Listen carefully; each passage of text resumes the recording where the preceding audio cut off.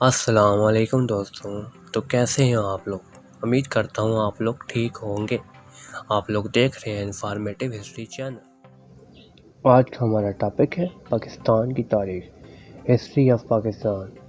آج سے 5000 سال پہلے پاکستان کی تاریخ میں کیا چیزیں موجود تھیں اور کون سے لوگ یہاں پر آباد تھے، آج ہم وہ سب باتیں اس ویڈیو میں ڈسکس کریں گے۔ تو چلیے شروع کرتے ہیں۔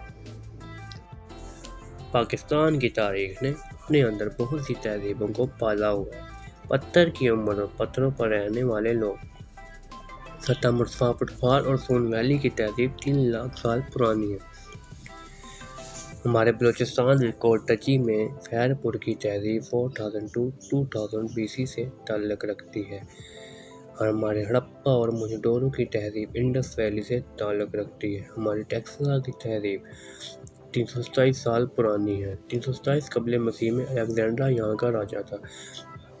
بعد میں مران جو انڈیا سے تعلق رکھتا تھا، اس نے پنجاب قائم کیا اور پنجاب کی بنیاد رکھی اور یونانی ملکیت کو افغانستان اور وسط ایشیا میں تبدیل کیا۔ بعد میں یہ مختلف تہذیب کے لوگ ادھر رہے، جن میں بدھزم، ہندوازم اور عربی جو کہ 8ویں صدی میں رہے، اور اسلام یہاں پر آیا۔ عربیوں نے 2 بڑی بنیادیں رکھیں جس میں ملتان اور مانسہرہ تھا۔ پھر غزنوی سلطان نے 11ویں صدی میں یہاں پر حکومت کی، اور اس کے بعد 1536 میں مغلوں نے ادھر کی باغ دوڑ سنبھالی۔ مغلوں نے 1536 سے لے کے 1707 تک یہاں پر حکومت کی رہی، اور مغل یہاں پر عروج میں رہے۔ مغلوں کے قوانین 1857 تک جاری رہے۔ مغلوں نے اپنے دور میں بہت مسجدیں، باغات، مزار اور شہر بنوائے۔ 17ویں صدی میں انگریز تجارت کے بہانے برصغیر میں آیا اور ایسٹ انڈیا کمپنی کا بہانہ بنا کر ادھر آیا۔ برطانیہ اس وقت تک بہت بڑی فوج بن چکی تھی۔ برطانیہ اس وقت بہت عروج میں تھا۔ 1857 میں برصغیر میں انگریزوں نے حکومت سنبھالی۔ اسی وقت مسلمان ایک لیڈر سر سید احمد خان سامنے آئے۔ انہوں نے بہت سے اسکول اور مدرسے بنائے اور مسلمانوں کو تعلیم کے ذریعے اجاگر کیا۔ سر سید احمد خان نے اپنا کام جاری رکھا اور ایسے ہی تعلیمی ادارے بنوائے۔ مسلمانوں کو جب ایک لیڈر کی ضرورت تھی، اس وقت سر سید احمد خان ایک نمایاں لیڈر بن کر سامنے آئے۔ 1907 میں ان کی کاوشوں کی مدد سے اور علامہ اقبال اور قائد اعظم محمد علی جناح کی کاوشوں کی مدد سے آل انڈیا مسلم لیگ قائم ہوئی۔ برصغیر میں مسلمانوں اور ہندوؤں میں لڑائی جھگڑے شروع ہو گئے، گائے کشی اور دوسرے جرائم عام ہو گئے۔ مسلمانوں کو ان کی پادٹکاؤں پہ جانے کے لیے ہندوؤں نے کافی تنگ کیا۔ مسلمانوں کو اور دوسرے عبادت کرنے سے بھی ہندوؤں نے کافی تنگ کیا۔ جب مسلمانوں کو ایک نمایاں لیڈر کی ضرورت تھی، تو اس وقت ہمارے قومی شاعر علامہ اقبال اور ہمارے قائد اعظم محمد علی جناح نے مسلمانوں کی باغ دوڑ سنبھالی۔ علامہ اقبال ہمارے قومی شاعر اور قائد اعظم علی جناح نے آزادی کی جدوجہد کے لیے مسلمانوں کو ایک جھنڈے تلے جمع ہونے کی تلقین کی۔ یہ جدوجہد 1920 سے 1930 تک جاری رہی، اور انہی کوششوں کی وجہ سے 14 اگست 1947 کو پاکستان مرز وجود میں آیا، جو کہ 2 حصوں میں تھا: مشرقی پاکستان جو آج کا ہمارا پاکستان ہے، اور مغربی پاکستان جو آج کل بنگلہ دیش ہے۔ مشرقی پاکستان اور مغربی پاکستان میں تقریباً 1600 کلومیٹر کا فاصلہ تھا، جس کے درمیان میں انڈیا تھا۔ جیسے ہی پاکستان مرز وجود میں آیا، تو انڈیا سے مسلمان اور دوسرے سکھ لوگ ہجرت کر کے پاکستان آنا شروع ہو گئے۔ انڈیا نے اس بات سے فائدہ اٹھایا اور ہجرت کر کے آنے والے لوگوں کے ساتھ کافی زیادتیاں کی، اور ان کے مال لوٹ دیے گئے، ان کو وہیں پر مار دیا گیا، اور کافی تعداد میں وہاں پر موتیں بھی واقع ہوئے۔ پاکستانیوں نے کافی قربانیاں دیں، اور ہجرت کر کے آنے والے لوگوں نے کافی قربانیاں دیں۔ اب پاکستان ایک جمہوری ملک بن گیا تھا، جو کہ ہمارے قائد اعظم محمد علی جناح کی مہربانی سے 1947 میں مرز وجود میں آیا۔ قائد اعظم محمد علی جناح 1948 میں اس جہان فانی سے رخصت ہو گئے، اور 1951 میں لیاقت علی خان ہمارے پاکستان کے پہلے پرائم منسٹر بنے، ہمارے پہلے وزیر اعظم بنے۔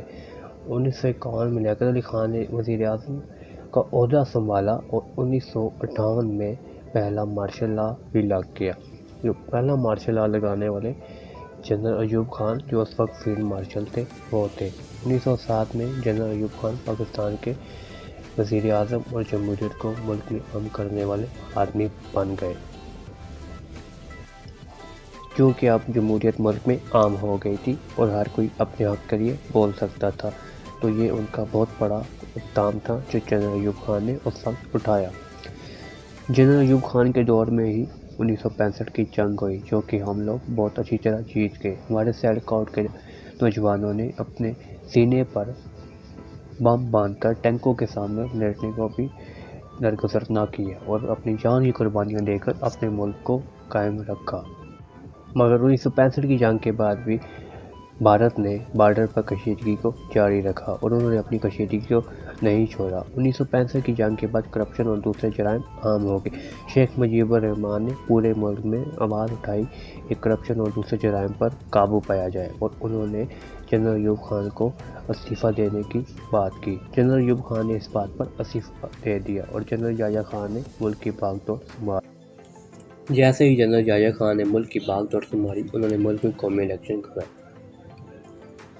جنرل یحییٰ خان وہ پہلے شخص ہیں جنہوں نے ملک میں قومی الیکشن کا انعقاد کروایا اور انہی کے دور میں ملک میں قومی الیکشن ہوئے۔ ان قومی الیکشن کا نتیجہ یہ نکلا کہ شیخ مجیب الرحمن باریک صغیر کے ساتھ جیت گئے اور ذوالفقار علی بھٹو مشرقی پاکستان میں جیت گئے۔ شیخ مجیب الرحمن نے باریک صغیر کے ساتھ جیتنے کے بعد ملک میں مطالبہ کیا کہ ان کو ملک کا وزیر اعظم بنایا جائے، لیکن پولیٹیکل پارٹیز اور دوسرے اداروں نے اس بات سے انکار کر دیا، جس پر شیخ مجیب الرحمن کو کافی غصہ آیا اور شیخ مجیب الرحمن نے مغربی پاکستان میں اپنی ایک الگ ریاست قائم کرنے کا مطالبہ کر دیا۔ بھارت جو اسی آڑ میں تھا کہ کب مشرقی پاکستان کو مغربی پاکستان سے علیحدہ کرے۔ بھارت نے جب یہ فیصلہ سنا تو اس نے جاسوس اپنے بارڈر پر بھیجنا شروع کر دیا۔ بھارت کے جاسوس جو کہ بیس بدل کر مسلمانوں کی شکل میں تھے، وہ بنگلہ دیش کے بارڈر پر پہنچ گئے اور انہوں نے مغربی پاکستان کے لوگوں کے دلوں میں مشرقی پاکستان کے لیے کافی انتشار پیدا کر دیا، جس پر مغربی پاکستان کے لوگ اس بات پر راضی ہو گئے کہ ہمیں ایک نئی ریاست چاہیے اور 26 دسمبر 1971 کو بنگلہ دیش مرد وجود میں آیا اور مشرقی پاکستان اور مغربی پاکستان کا آپس میں علاقہ ختم ہو گیا اور مغربی پاکستان علیحدہ ہو گیا۔ 26 دسمبر 1971 میں بنگلہ دیش کی شکل میں ایک نئے ملک کی شکل میں مرد وجود میں آیا۔ چونکہ مغربی پاکستان اب ایک علیحدہ ملک بن چکا تھا، تو مشرقی پاکستان میں 1973 میں ذوالفقار علی بھٹو وزیر اعظم بنے۔ اب صرف ایک ہی پاکستان تھا، وہ مشرقی پاکستان۔ ذوالفقار علی بھٹو جیسے وزیر اعظم بنے، انہوں نے سب سے پہلا کام یہ کیا کہ پرائیویٹ اداروں کو سرکاری تحویل میں لینا شروع کیا۔ سرکاری تحویل میں لیتے ہوئے انہوں نے سب اداروں کو، پرائیویٹ جو تھے ان کو سرکاری تحویل میں لے دیا اور انہوں نے ایگریکلچر فارم بنائے اور انہوں نے کسان کے لیے کافی کام کیا، انہوں نے مزدوروں کے لیے کافی کام کیا۔ ذوالفقار علی بھٹو وہ پہلے شخص تھے جن کے دور میں مزدوروں کو آزادی کے طور پر بولنے کا حق حاصل ہوا۔ اس سے پہلے مزدور اپنے مالک کے سامنے بالکل بول ہی نہیں سکتے تھے۔ زمیندار اپنے مظاہرے کو جیسے چاہے وہ اس کے ساتھ کر سکتا تھا، مظاہرہ آگے سے بول نہیں سکتا تھا۔ ابھی ذوالفقار علی بھٹو کی حکومت کو 4 ہی سال ہوئے تھے۔ یہ 12 جولائی 1977 کو جنرل ضیاء الحق نے دوبارہ ملک میں مارشل لا لگا دیا۔ بھٹو کو اریسٹ کر دیا گیا اور بھٹو پر یہ ایلیگیشن تھی کہ اس نے اپنے پولیٹیکل حریف کو قتل کیا ہے۔ اس کے علاوہ اس نے ملک میں کرپشن کیا ہے، نیپوٹزم کو عام کیا ہے اور ملک میں جرائم کو عام کیا ہے۔ ذوالفقار علی بھٹو کا کیس 2 سال چلا، جس میں انٹرنیشنل اپیل بھی تھی، بین الاقوامی اپیلیں بھی تھی، لیکن بھٹو کو 2 سال بعد 1979 کو پھانسی دے دی گئی۔ بھٹو کو پھانسی دے دی گئی اور جنرل ضیاء الحق نے یہ وعدہ کیا تھا کہ وہ 90 دن کے اندر الیکشن کروائے گا، لیکن جنرل ضیاء الحق نے اپنے وعدہ پورا نہیں کیا اور 1985 تک یہی حکومت مارشل لا اسی طرح قائم رہا اور جنرل ضیاء الحق نے ہی 1985 تک حکومت کی۔ جنرل ضیاء الحق نے اپنا وعدہ پورا نہیں کیا اور 1985 تک جنرل ضیاء الحق ملک کا صدر رہا۔ 1985 تک کسی بھی پولیٹیکل پارٹی کو ملک میں جلسے اور جلوس کرنے کی اجازت نہیں تھی۔ 1985 کے ساتھ یہ اجازت دے دی گئی۔ 1988 میں 1988 میں جنرل ضیاء الحق ایک پلین کریش میں اس جہان فانی سے رخصت ہو گیا اور بے نظیر بھٹو، جن کو ذوالفقار علی بھٹو کے قتل کے بعد ملک سے دربدر کر دیا گیا، وہ ملک میں واپس آئے۔ جیسے ہی بینظیر بھٹو ملک میں واپس آئیں، انہوں نے اپنی سیاسی سرگرمیاں شروع کر دیں۔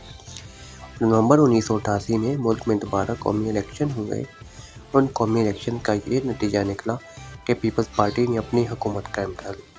پیپلز پارٹی کے پاس اس وقت بہت کم سیٹ تھی، اس لیے انہیں ایم کیو ایم کے ساتھ اتحاد کرنا پڑا، اور ایم کیو ایم کے ساتھ اتحاد کر کے بینظیر نے اپنی حکومت قائم کر لی۔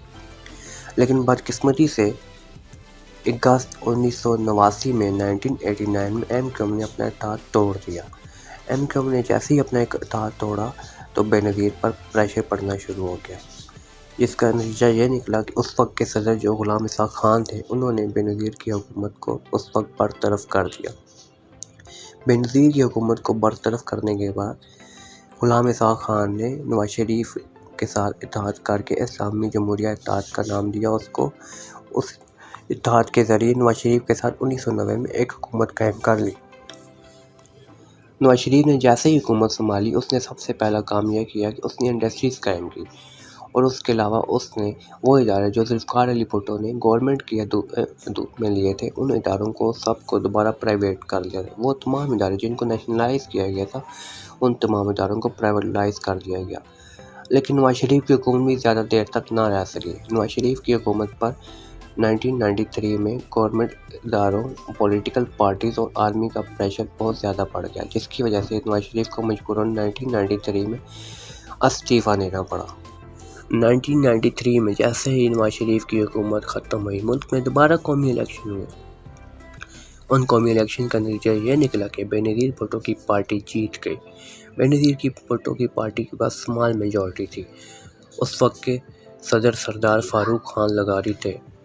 صدر کے اوپر کافی پریشر تھا۔ پولیٹیکل پارٹیز، آرمی ادارے اور دوسری پارٹیز نے صدر پر کافی پریشر ڈالا، اور ان پر پریشر ڈال کر 8 امینڈمنٹ استعمال کر کے 8 امینڈمنٹ کے ذریعے نیشنل اسمبلی کو تحویل کر دیا گیا، نیشنل اسمبلی کو توڑ دیا گیا، اور بینظیر کی حکومت کو ختم کر دیا گیا۔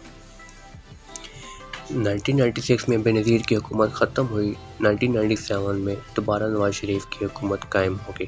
نواز شریف نے نیشنل اسمبلی نے تقریباً 134 سیٹس حاصل کی، جبکہ بینظیر بھٹو نے صرف 18 سیٹس حاصل کی۔ نواز شریف نے جیسے ہی حکومت سنبھالی، اس نے قومی اسمبلی میں ایک بل پاس کیا، جس میں اس نے 8 امینڈمنٹ کو ختم کرنے کا نظریہ پیش کیا۔ 8 امینڈمنٹ وہ قانون تھا جس کے ذریعے کوئی بھی صدر کسی بھی اسمبلی کو تحویل کر کسی بھی پارٹی کی حکومت کو گرا سکتا تھا، جس کو ہم 8ویں ترمیم بھی کہہ سکتے ہیں۔ نواز شریف نے یہ بل پاس کروا لیا۔ اس کے علاوہ اس نے پیپلز پارٹی کو اپنے ساتھ ملا کر ایک اور بل پاس کروایا، جس کے ذریعے کوئی بھی صدر کسی بھی آرمی چیف کو اپائنٹ نہیں کر سکتا، کوئی بھی صدر کسی بھی چیف جسٹس کو اپائنٹ نہیں کر سکتا۔ اس نے یہ دونوں بل قومی اسمبلی سے پاس کروا لی۔ 1998 میں ملک میں ایٹم بم کا تجربہ ہوا، جو کہ ڈاکٹر عبدالقدیر خان نے بنایا۔ ڈاکٹر عبدالقدیر خان وہ شخص ہیں جنہوں نے ہمارے ملک کو ایٹمی طاقت بنایا، لیکن اگر آج ان سے پوچھا جائے کہ آپ ملک کے لیے کیا کریں گے، تو وہ کہتے ہیں میں بہت بدقسمت شخص ہوں جو پہلے میں نے ملک کے لیے کچھ کیا، لیکن اب اگر مجھ سے کچھ کہا جائے کہ ملک کے لیے کچھ کرو تو میں اس ملک کو کچھ بھی نہیں بتاؤں گا۔ کشمیر کے بارڈر پر کافی کشیدگی تھی، جس کی وجہ سے کارگل کا واقعہ ہوا۔ کارگل کے واقعے میں ہمیں شکست اٹھانی پڑی اور ہمارے کافی نوجوان شہید ہوئے۔ 1999 میں نواز شریف جو کہ اس وقت کے پرائم منسٹر تھے، انہوں نے ہمارے آرمی چیف پرویز مشرف کو سرکاری دورے پر سری لنکا بھیجا۔ جب پرویز مشرف سرکاری دورے سے واپس آ رہے تھے، سری لنکا سے واپس آ رہے تھے، تو اس وقت کے پرائم منسٹر نواز شریف نے ان کے جہاز کو لینڈ ہونے سے روک دیا اور نئے آرمی چیف کا تقرر کا اعلان کر دیا۔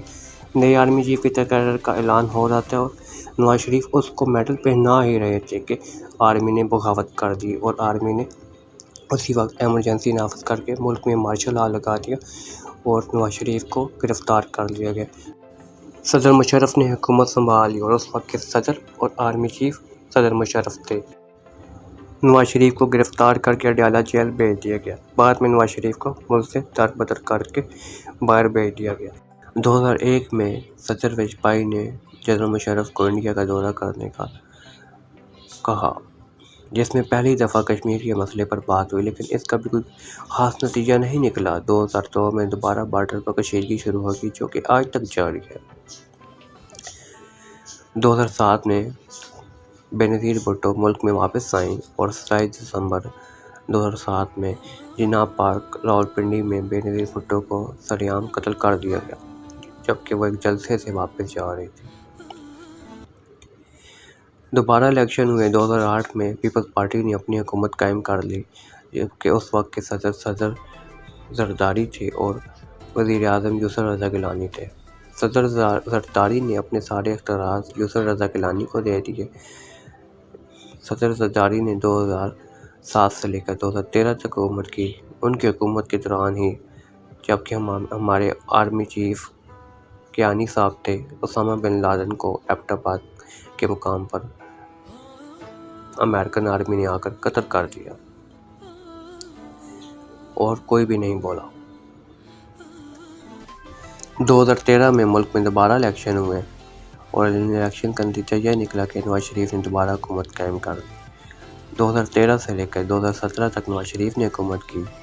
2017 दिसंबर में दोबारा इलेक्शन हुए, जबकि 2017 के इलेक्शन में दोबारा इमरान खान ने हुकूमत हासिल कर ली। 2017 से लेकर 2020 तक अब इमरान खान की हुकूमत ही है। ये थी पाकिस्तान की हिस्ट्री 5000 कबल मसीह से लेकर 2020 तक, कौन कौन यहाँ पर रहा और किस किस ने हुकूमत की। आज की इस वीडियो में आपने ये सब जाना। अगर आपको हमारी वीडियो अच्छी लगी तो इस वीडियो को लाइक कीजिए, अपने दोस्तों के साथ शेयर कीजिए और सब्सक्राइब कीजिए। Thanks for watching.